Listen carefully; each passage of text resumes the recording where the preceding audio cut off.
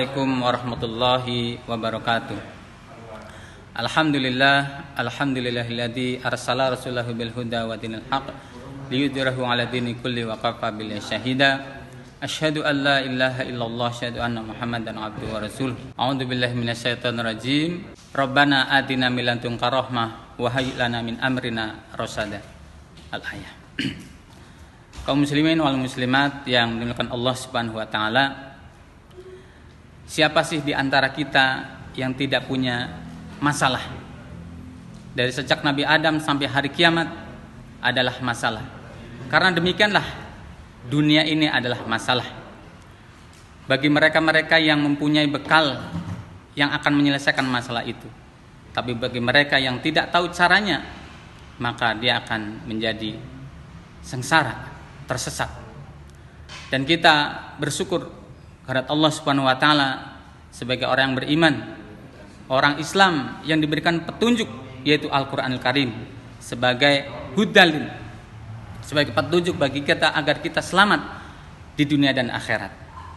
Di dalam surat Al-Kahfi ayat yang ke-10 digambarkan atau difirmankan oleh Allah Subhanahu wa taala bagaimana para pemuda yang kita kenal adalah pemuda Kahfi yang dikejar-kejar oleh masyarakat dan penguasa pada waktu itu untuk mengajak menyekutukan Allah SWT, maka mereka itu diselamatkan oleh Allah SWT ke dalam gua. Yang mereka minta bukanlah pengikut yang banyak, harta yang banyak, kekuasaan tidak, tapi yang mereka minta adalah rahmat dan kedewasaan. Sebagaimana mereka berdoa kepada Allah Subhanahu wa taala, Rabbana atina min ladunka rahmah wa hayyi lana min amrina rasyada. Ya Allah, berilah kami rahmat dari sisimu dalam urusan kami, dan berilah kami kedewasaan dalam urusan kami. Maka penting sekali bagi kita untuk menghadapi berbagai masalah kehidupan ini yang tiada henti. Maka rahmat Allah Subhanahu wa taala kita sangat-sangat dibutuhkan. Yang kedua adalah rasyada, artinya adalah kedewasaan.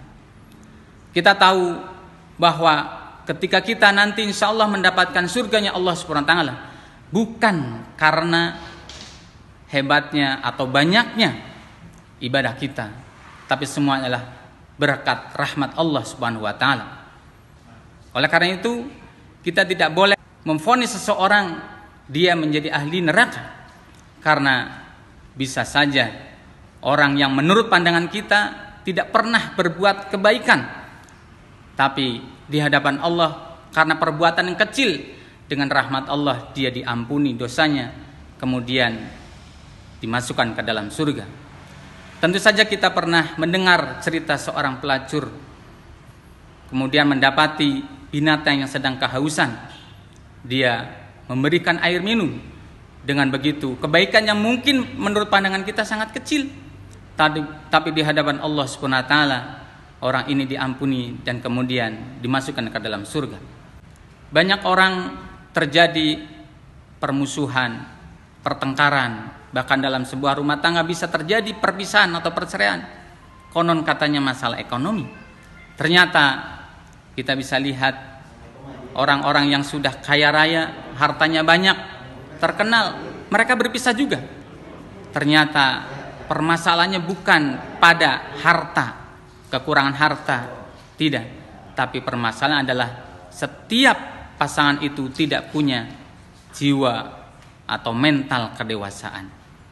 Oleh karena itu, penting sekali kita dalam menghadapi berbagai masalah, penting sekali kita punya yang namanya kedewasaan.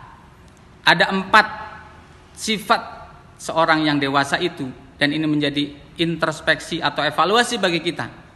Yang pertama, orang dewasa itu orientasinya adalah masa depan. Orientasinya adalah akhirat bagi kita orang yang beriman.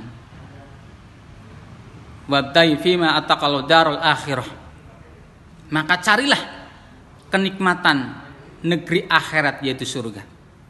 Jadi orang-orang yang dewasa itu orientasinya adalah masa depan. Nanti bagaimana?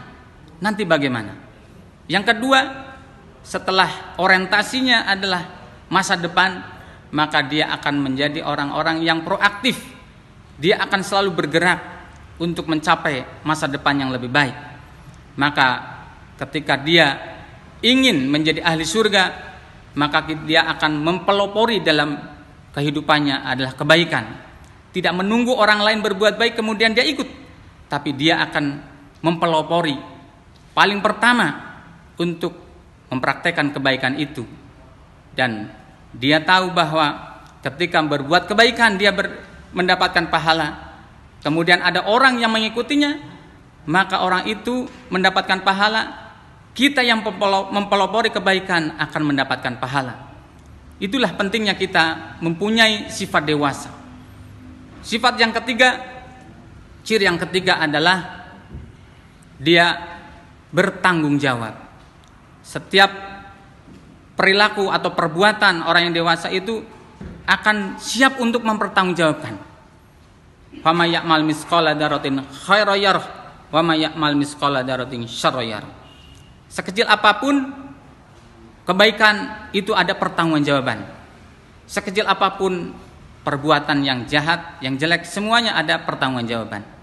Maka orang-orang yang dewasa itu akan berusaha semaksimal mungkin untuk berbuat kebaikan.